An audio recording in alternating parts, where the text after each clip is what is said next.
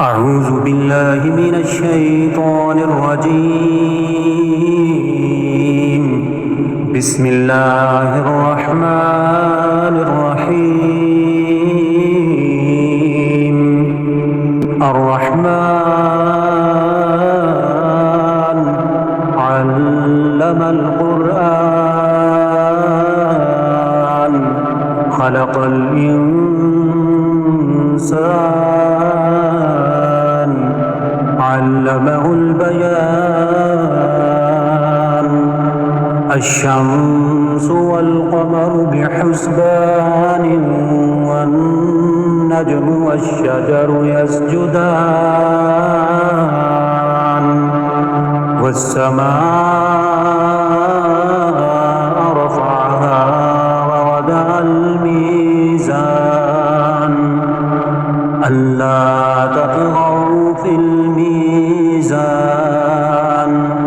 وأقيموا الوزن بالقسط ولا تخسروا الميزان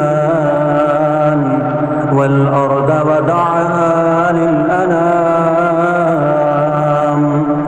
فيها فاكهة والنخل ذات الأكمام والحب ذو العصف والريحان. فبأي آلاء ربكما تكذبان؟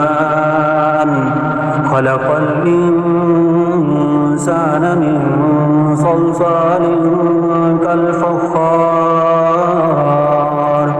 وخلق الجان من مارج من نار. فبأي آلاء ربكما تكذبان؟ رب المشرقين ورب المغربين. فبأي آلاء ربكما تكذبان؟ مرج البحرين يلتقيان بينهما برزخ لا يبغيان. فبأي آلاء ربكما تكذبان؟ يخرج منهما اللؤلؤ والمرجان. فبأي آلاء ربكما تكذبان؟ وله الجوار المنشآت في البحر كالأعلام. فبأي آلاء ربكما تكذبان؟ كل من عليها فان. كل من عليها فان ويبقى وجه ربك ذو الجلال والإكرام. فبأي آلاء ربكما تكذبان؟ يسأله من في السماوات والأرض كل يوم هو في شأن. فبأي آلاء ربكما تكذبان؟ سنفرغ لكم أيها الثقلان. فبأي آلاء ربكما تكذبان؟ يا معشر الجن والإنس إن استطعتم أن تنفذوا من أقطار السماوات والأرض فانفذوا لا تنفذون إلا بسلطان. فبأي آلاء ربكما تكذبان؟ يرسل عليكما شواظ من نار ونحاس فلا تنتصران. فبأي آلاء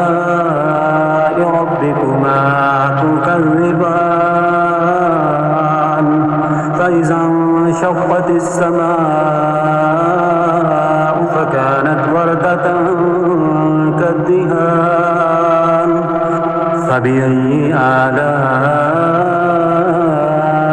ربكما تكذبان فيومئذ لا يسأل عن ذنبه إنس ولا جان فبأي آلاء ربكما تكذبان يعرف المجرمون بسيماهم فيؤخذ بالنواسي والأقدام فبأي آلاء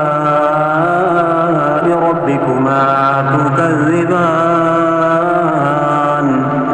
هذه جهنم التي يكذب بها المجرمون يطوفون بينها وبين حميم آن فبأي آلاء ربكما تكذبان ولمن خاف مقام ربه جنتان فبأي آلاء ربكما تكذبان ذواتا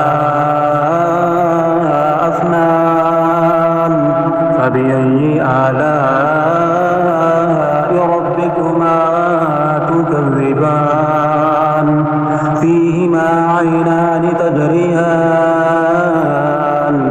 فبأي آلاء ربكما تكذبان